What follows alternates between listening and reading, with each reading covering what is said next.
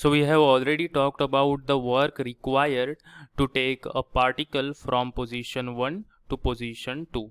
So what we have calculated is that work done to take the particle from position 1 to position 2 is equal to half m v2 square minus half m v1 square. That is nothing but the change in the kinetic energy. That is the kinetic energy at this position minus kinetic energy at this position, the initial position. So we have already done that in our previous session. So now this is equal to T2 minus T1. So I am using a notation here of T. So I am indicating the kinetic energy by the letter T. Now what we are going to look at is some types of forces that are called as conservative forces. So what is a conservative force? So let's understand it by a simple example. Okay, suppose I have a certain mass, okay, let's say mass m, and it is on the ground. I want to take this mass at a certain height h. Okay, I have to take this mass towards to the certain height h. Then in this first case, the work done by the gravitational force, this is the first case, so I am writing 1 as a superscript here.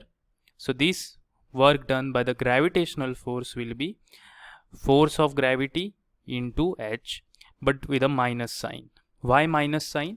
Because the force of gravity is downward but the displacement is upward, and when these two are opposite, that is the angle between this is 180 degree, the work done is negative. Now suppose this mass m, okay, is brought again to the ground, then the work done by the gravity in this second case, that is while coming down, okay, while going up this was the first case, and while coming down again it was the second case, it is the second case. So this will be mgh simply.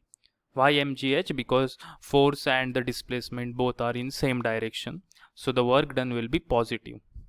Now if you look here, then the work done by the gravitational force in the case 1 and case 2 both are equal in magnitude but opposite in the sign, or opposite in the sign. Okay, so wg1 I can write it as wg1 is equal to minus wg2. So can I write it like this? wg1 plus wg2 is equal to 0. What does it mean is that to take this mass to a certain point, okay, certain point, let's say some point at this height h, and again back to the ground, that is at the same position, okay, the total work done by the gravitational force is 0 over this closed path. Okay, what from where I am starting, there only I am ending my this particle or this mass m.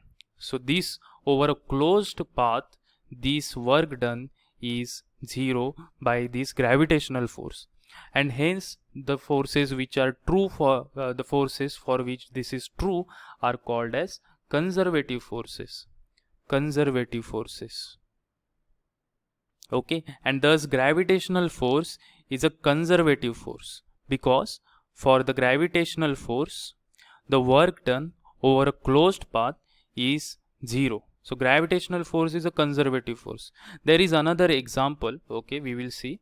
Let's say I have a charge, positive charge plus q, okay, and I want to have this point charge plus q at the potential VA, and there is another potential VB.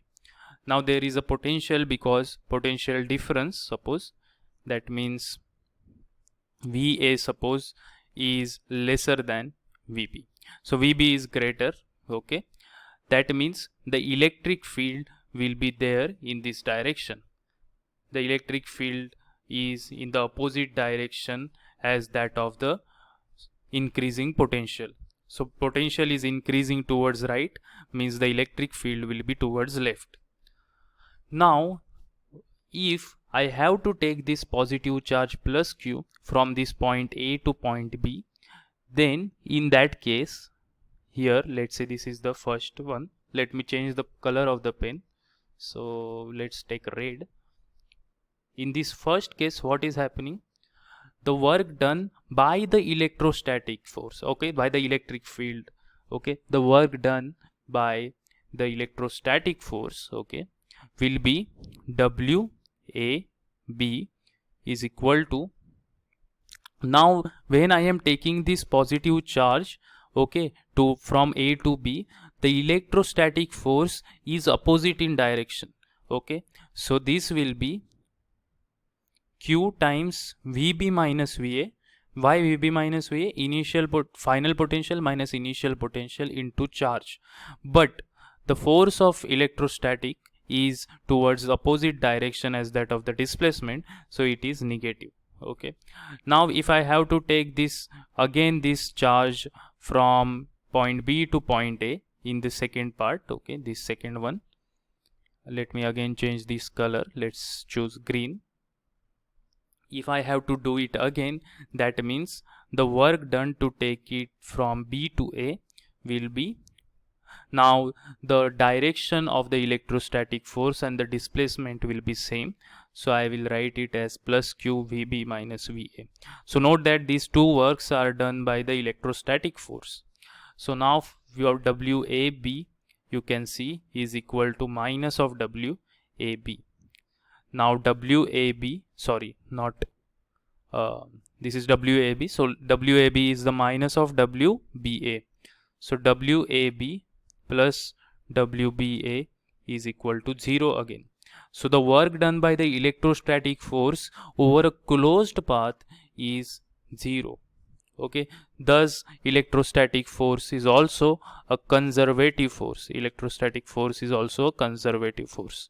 So all the forces for which the total work done around a closed path is 0, those kind of forces are called as conservative forces. So why conservative forces? That will be clear in few minutes. Okay, now for such forces I can write the work done expression like this, F bar dot ds bar, but over a closed interval, over a closed integral, this will be 0. Over a closed path it is 0, so the this integral over a closed path will be 0.